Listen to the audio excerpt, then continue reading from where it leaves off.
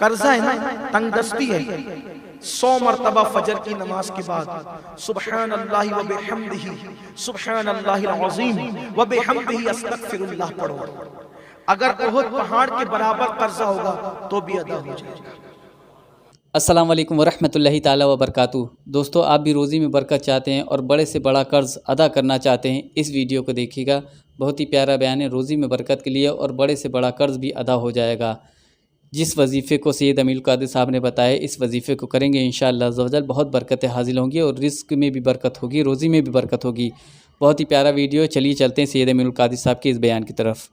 یاد رکھنا، غریب مت بن، مالدار بن، لیکن حرام سے نہیں. بچت گٹ سے کبھی تم مالدار نہیں بن سکتے، سودی کاروبار سے کبھی تم مالدار نہیں بن سکتے. دیکھو، فجر کی نماز پڑھو، رات کو جلدی سو، اگر کوئی کام نہیں تو جلدی سو جاؤ، صبح اٹھو فجر پڑھو اور کاروبار کے لیے نکلو. دیکھو اللہ کتنی برکت ہے. قرضہ ہے نا، تنگ دستی ہے، 100 مرتبہ فجر کی نماز کے بعد سبحان اللہ و بحمدہ سبحان اللہ العظیم و بحمدہ استغفر اللہ پڑھو. اگر احد پہاڑ کے برابر قرضہ ہوگا تو بھی ادا ہو جائے گا. کیونکہ صبح کو فرشتے جب روزی اچھا روزی فرشتے تقسیم کب کرتے بتائیں؟ دن کے 12 بجے نہیں، صبح فجر کے وقت. اور تمہارے اور ہمارے دروازے بند رہتے ہیں اور سوتے پڑے رہتے ہیں، بلکہ معذرت کے ساتھ برا لگے تو معاف کرنا، ناپاکی میں سوتے پڑے رہتے ہیں.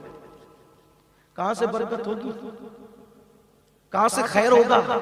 کہاں سے رحمتوں کا نزول ہوگا؟ حضور تو فرماتے ہیں جس گھر میں جنبی ہو، ناپاک آدمی اور کتا ہو، اس گھر میں رحمت کے فرشتے نہیں آتے. جب رحمت کے فرشتے نہیں آئیں گے تو برکت کہاں سے ہوگی؟ 3 بجے رات تک جاگ رہے اور دن میں دیر تک کے زبردستی سو رہے. کیوں؟ اٹھو نہ، نکلو تجارت کرو، اور صرف خود مت کرو. آس پاس کے جو نوجوان لڑکے حوصلہ رکھتے ہیں تجارت کرنے کا، ان کو اٹھاؤ. صرف خود ہی مالدار مت بنو، ان کی ذہن سازی کرو، ان کے ذہنوں کو تیار کرو کہ وہ مالدار بنے، ان کو تعلیم کی طرف راغب کرو. کب تک کے بھیک مانگو گے؟ بھیک مانگنے تھوڑی آئے تھے ہم، لوگوں کو بھیک دینے آئے تھے.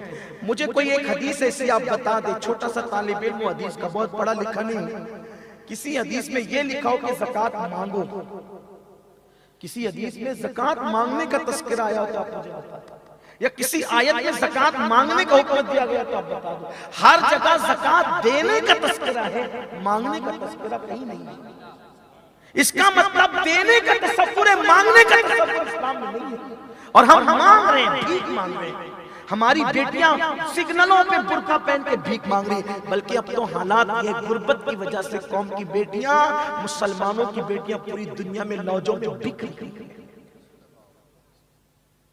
ایک بھائی کو شرم آنی چاہیے، وہ جھوٹی شان لے کر کے پوری دنیا میں پھرتا ہے اور اس کے گھر کے اندر فاقہ کشی ہو رہی ہے. اللہ کے رسول علیہ السلام فرماتے ہیں جو اپنے گھر والوں کے منہ میں حلال کا لقمہ ڈالے، وہ ایک لقمہ صرف حلال کا لقمہ ڈالنے سے مراد یہ نہیں کہ اپنے ہاتھ سے کھلائے، یعنی کما کر کے دے کہ حلال لقمہ ایک اس کے گھر کا کوئی فرد کھائے. وہ ایک لقمے کی برکت سے اس کے اور جہنم کے درمیان 70 سال کا فاصلہ پیدا ہو جائے. سبحان اللہ. آقا فرماتے ہیں جب تم حلال کمانے میں پسینہ نکلتا ہے، پسینہ، تو پسینے کا ہر قطرہ تمہارے گناہ کو لے کر کے ٹپکتا ہے. حلال کماؤ، محنت کرو، اور اللہ نے دینے کا وعدہ کیا. اللہ نے دینے کا، تم نکلو محنت کرو. اللہ نے محنت میں برکت رکھی ہے. وہ آخری